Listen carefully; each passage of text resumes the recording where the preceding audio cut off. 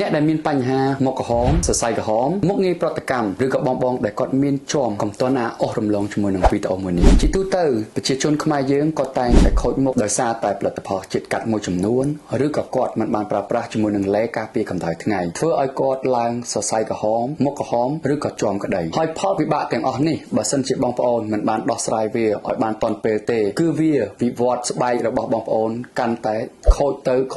កាន់តែស្ដើងទៅអ្នកដែលក្រហមគាត់បែកទៅជាជាំរីឯអ្នកស្ដើងគឺកាន់តែស្ដើងទៅ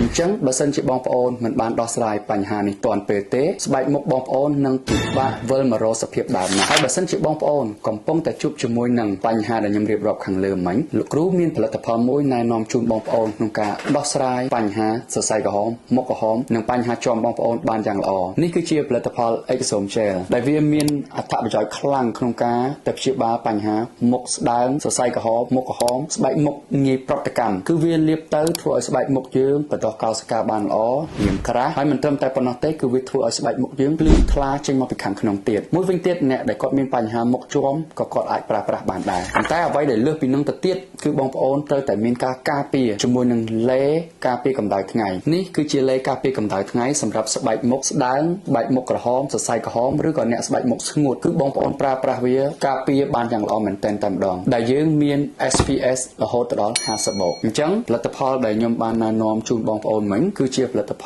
លដែលជួយព្យាបាលបញ្ហាដែលខ្ញុំបានរៀបរាប់អំបញ្ញមិញហើយបើសិនជាបងប្អូនចង់បាននៅផលិតផលទាំងអស់នេះបងប្អូនអាចទទួលការបញ្ជាទិញទៅតាមលេខទូរស័ព្ទនៅលើអេក្រង់ក្តីឬក៏បងប្អូនអាចឆាតមក page ផ្ទាល់ដើម្បីប្រឹក្សាជាមួយនឹងបងប្អូនដើម្បីឲ្យបញ្ហាស្បែករបស់បងប្អូនទទួលបានជោគជ័យក្នុងការព្យាបាលអរគុណច្រើនបាយបាយ